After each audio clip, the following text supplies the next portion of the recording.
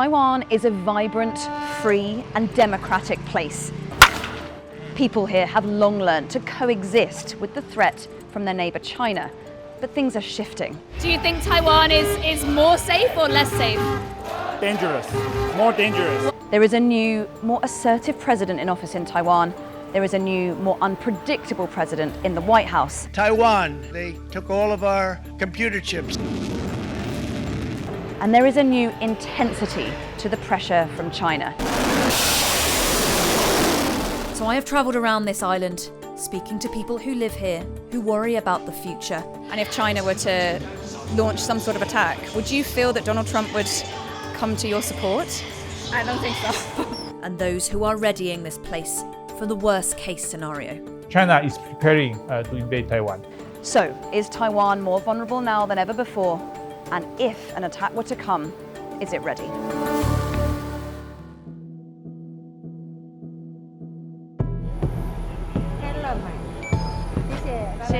Bye-bye. Of course, Taiwan is best known for its main island, but it's actually a series of small islands. We're off to one of them now, called Penghu, just to the west of mainland Taiwan. Penghu is an archipelago around 50 kilometres into the waters of the Taiwan Strait. It could be an early, easy target for China, and it's preparing. This is an attack on a critical port. It is a race to respond, to contain what damage they can. This time, it is just a rehearsal for war. A test of this place's resilience. To ask if these people are ready. And there are questions about whether they are, being asked by observers from the government in Taipei. Indeed, here they're assessing logistics like food handouts in the case of blockade and shortage. Just listen to the feedback. It is scathing. 那他就永远在这里做服务工作，不是因为为了今天的演习，他来这边当服务工作，不是，是原来他是应该是谁，就是应该到谁来做。以后真的需要的时候，真的需要的时候，开设的时候，就是那个张三李四就要来这里。 Here, a young worker comes under fire. He can't specifically say what training he did yesterday. 我只能跟你讲说，你昨天没有训练，没有课表，按照课表训练。 A performance, they say, is not adequate preparation. 你觉得这样够用吗？当然不够啊！这边能够用100人，我都觉得很不错了。如果是7000人在这边排队，你从早上可能到了下午都没有办法让民众领到东西，配收到东西，完全不可能。 Harsh words reflect a harsh reality here. A new sense of national urgency. These nationwide drills are being scaled up fast. Complacency is an enemy too. Taiwan lies around 100 miles from the coast of mainland China. Self-governing and democratic, China sees it as a breakaway province.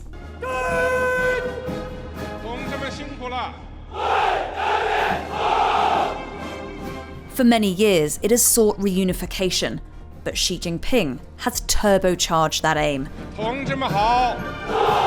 He's reportedly asked his forces to be ready for an invasion as soon as 2027. And this is the man tasked with Taiwan's defence, its new president, Lai Ching-te, a man who has spoken more boldly than any who have gone before him. And who has gone further in his domestic policies too. A push up in defence spending, a crackdown on spies and subversion. Even pro-China influencers have come under fire. This woman, known as Yaya, just one of a handful who Lai has deported. His presidency has been punctuated with intense military drills from China. An encircling of the island by jets and ships. and an animation released by the Chinese army depicting him as the parasite of Taiwan.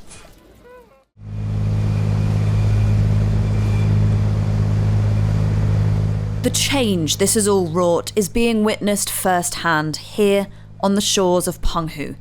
If there is a front line in this standoff, then these fishermen are on it, and they say they're subject to increasingly intense everyday pressure. Oh, so the best fish are actually on China's side of the median line? Yen Tu represents fishermen in these waters. They're in constant contact. These days, that means constant updates about Chinese close encounters. 这个仪器啦哈，它是一个避碰系统，船要靠近的时候，它就会发出警报。那这个它就会凸显你是哪一个国籍的。哦，这是大陆的。He says these Chinese vessels are now increasingly assertive. The threat of capture is real, and it's impacting their catch and their confidence. 以前我们的渔船啦哈，可能就是直接可以开到大陆去，可能上岸去，可能去吃饭啊什么的，变成渔民现在也不敢开船去大陆了。在这边捕鱼又常常看到海警这样子在那巡，所以他们真的是非常的害怕了。And specifically in the last year, since Lai Ching-te has been the president, have you noticed a massive increase in these types of incidents?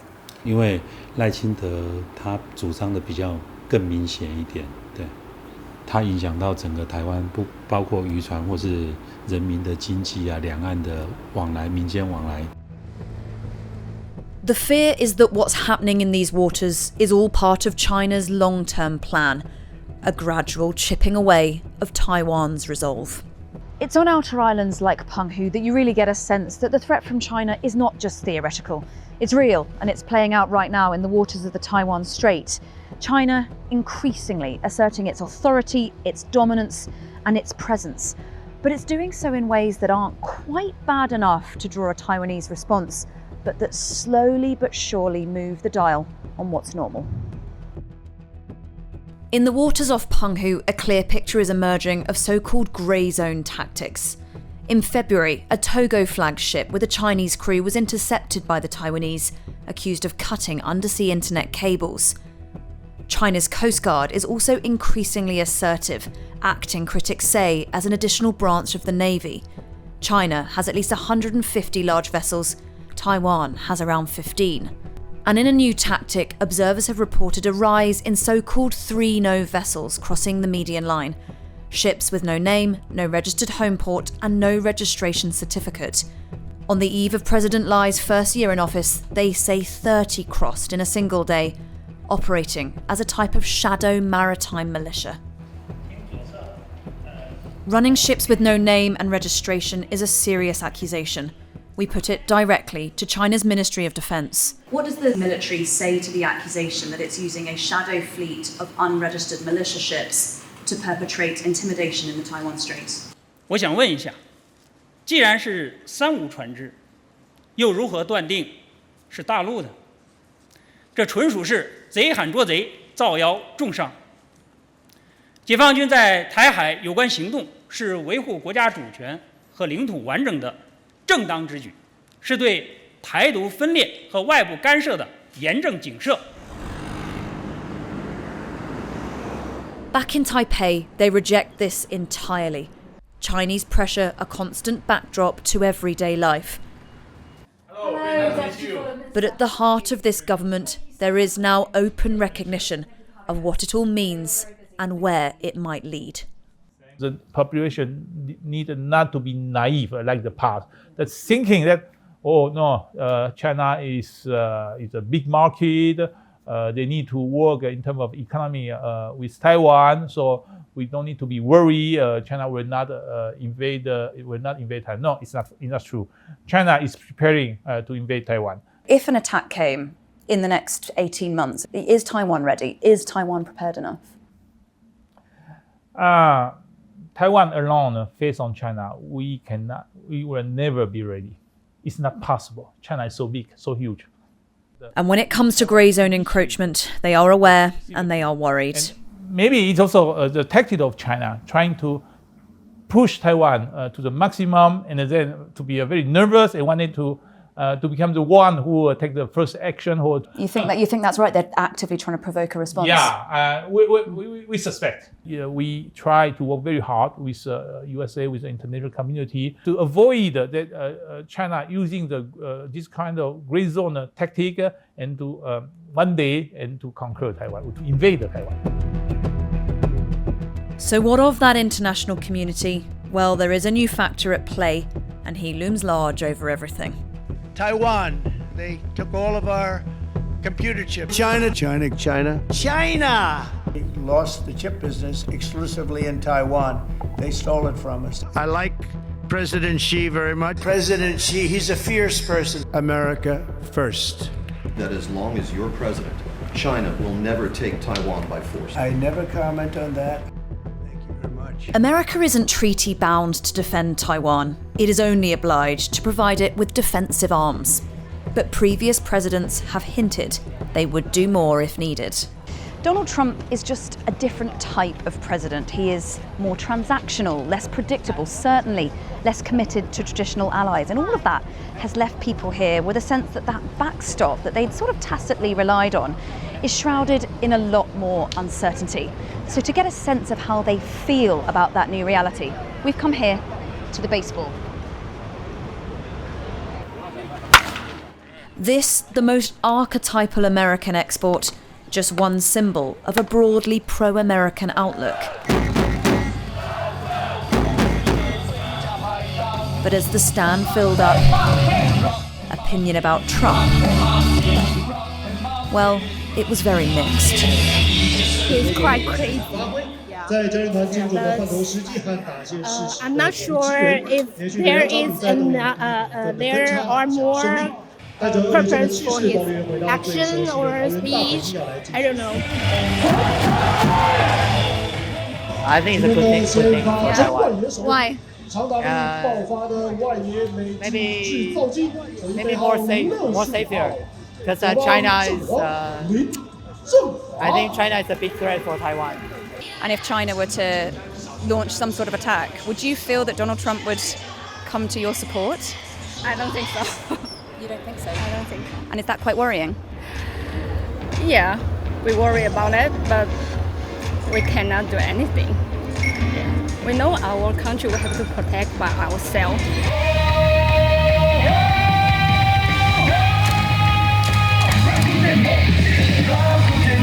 But it's hard to sugarcoat the reality. Taiwan would struggle to resist without some help from its allies. And the US is by far the most powerful.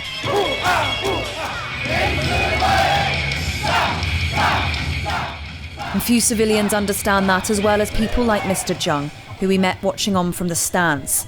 He's a firefighter and is already involved with drills to prepare for invasion. 他反复的在变的话，没有任何一点诚信，所以倒是该怎么讲？他一切以美国优先，那不管其他世界任何国家的死活，所以这就是他的做法。With Donald Trump in the White House, do you think Taiwan is more safe or less safe? Dangerous. More dangerous. More dangerous. Why? 我觉得他在世界各地都不希望大家和平，这样他才有利可图。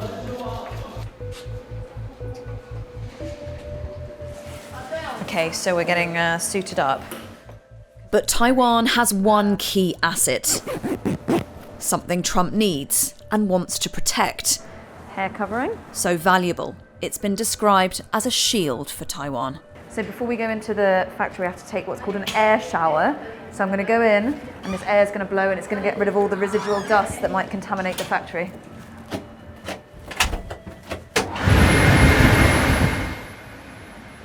This is a university lab teaching students to make semiconductors, the vital chips that power our modern world.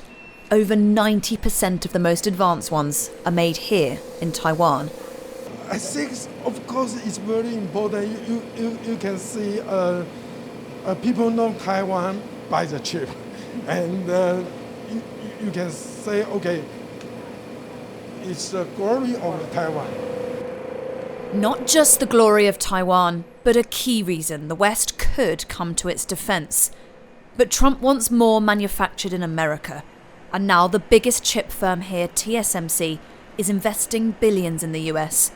A strengthening of allegiances or a weakening of defence. The next generation don't seem too alarmed.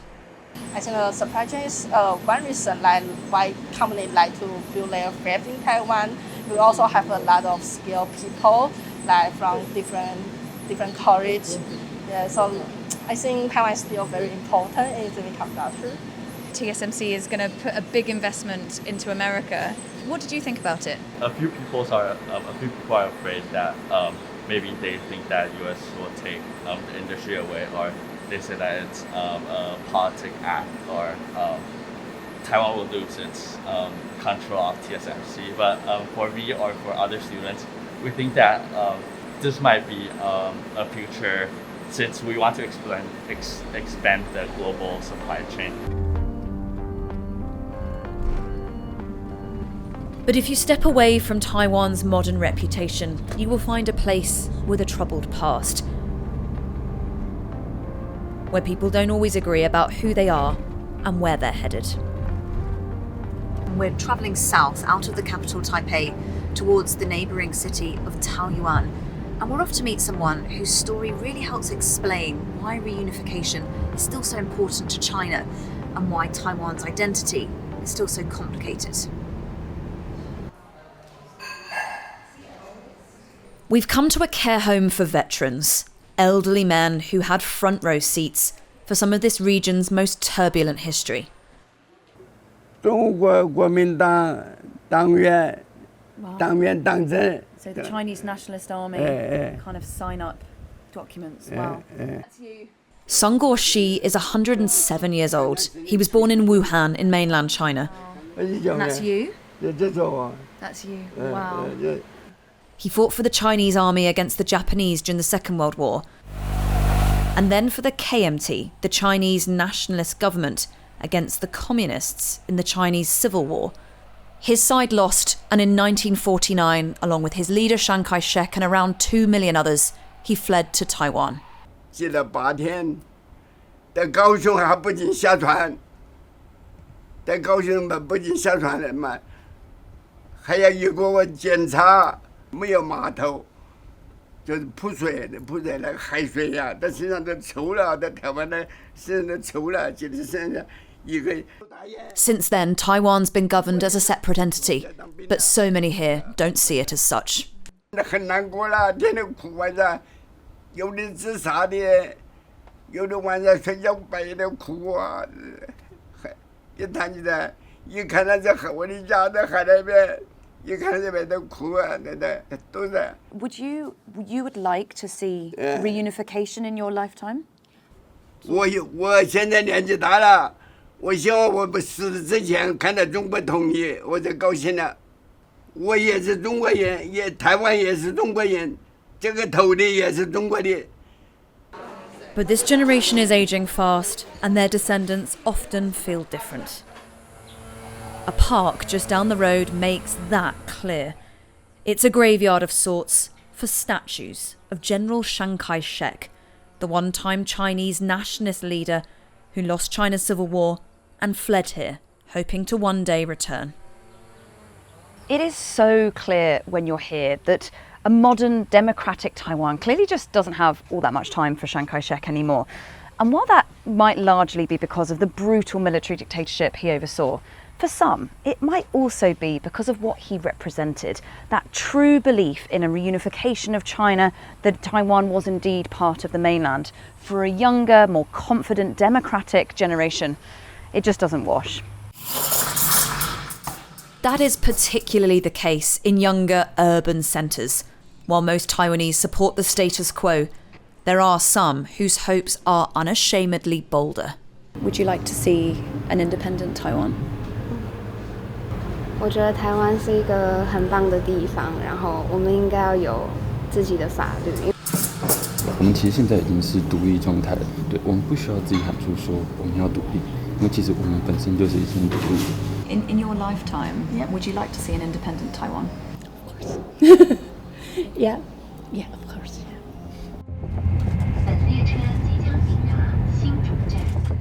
All the changes, both here and abroad, mean there are bigger questions than ever about whether Taiwan would have to defend itself alone, and thus bigger questions about whether it could.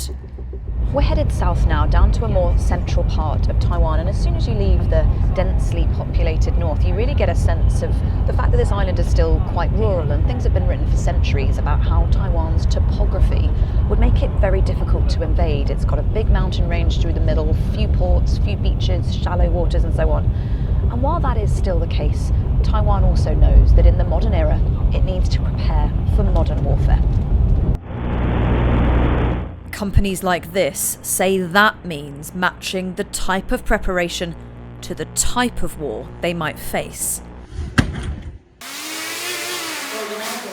A war of asymmetry against a much more powerful opponent. You are flying directly to your enemy and target, and then eventually you can do the ultimate striking. And this is a one-time Use bombing drone. Yes. Right. Like been seen in Ukraine. Yes. Yes. More automated. Yeah. So I have the automated. Some of the research and manufacturing here is funded by the Taiwanese government. This is one of a handful of firms given new contracts in the wake of the Ukraine war. But just listen to the boss's assessment on whether it's enough. The wake-up call is at 2022, and then so at that time the government are already aware of the needs, so people are aware of that. But the speed to make that really happen is not yet there. So your belief at the moment is that the Taiwanese government currently doesn't have enough of this type of equipment? I believe that we have room to improve. And in his dealings with the government, he thinks Donald Trump has changed the outlook. Do you get a sense that that has implicated their purchasing of this sort of technology or the way that they're approaching defense? Yes, I do feel that. I feel the government and our high-rank team in our government are feeling the urgency, and then they're doing some changes. So you mean they're making changes to make Taiwan perhaps more self-reliant, yes, just in case American help didn't come? Yeah, that's my observation. And data shows just how behind they might be. In the year to April, Taiwan's overall drone production capacity was between 8 and 10,000. That's only around 5% of the 180,000 they want to be producing by 2028. And meanwhile, China is flexing, such as the now regular jets entering Taiwan's air defense identification zone. This chart shows the number of crossings each month. Just look at how the numbers have risen since Lai Ching-te took office. And for the first time ever, China has deployed both of its active aircraft carriers in the Western Pacific at the same time, interpreted as a message to the US. And then there's this, a video taken by an onlooker in China of what appears to be an enormous amphibious bridging system, a possible path onto Taiwan. So is Taiwan underprepared? Is it perilously reliant on the US? There is one message they clearly want Trump to hear. If one day China attack Taiwan, of course, it will be very bad for Taiwan. We maybe will be destroyed. But your world also, the modern world that we are living now also will disappear because everything needs the semiconductor made in Taiwan. Many people in Taiwan who we've spoken to said that even though you have that economic partnership with the US, that they believe that Taiwan's given quite a lot to the US in recent months. You know, the tariff negotiation, massive TSMC investment in Arizona, agreement to buy more arms, and lots of people are asking, what's Taiwan getting in return? American also given us a lot. When in 1996 we have the missile crisis, the American also sent their aircraft carrier. But that was in 96. What about now? What's Trump giving to you? The American army also trying to maintain the stability and the democracy in the region, working very hard. It's not only the semiconductor industry, it is a question of your own national interests that we are doing together. And do you think Donald Trump is listening to that message, that it is in his national interests to stand by your side? Is there a risk that he walks away from you? Donald Trump certainly knows that without the Taiwanese chips, he cannot make America great again. Many in Taiwan don't always pay high amounts of attention to all this. Many are just getting on with their lives. China, for its part, has been resolute and consistent. The Taiwan question, it says, is purely an internal affair of China. They say the Lai administration is a separatist force and that it is the root cause of disruption to peace and stability across the Taiwan Strait. I've reported from Taiwan multiple times now, but this time something did feel different. From all corners of this island, there is a new sense of urgency, or at least an awareness that the status quo might not last forever. It might have kept this place peaceful for 80 years, but it has rarely felt more vulnerable.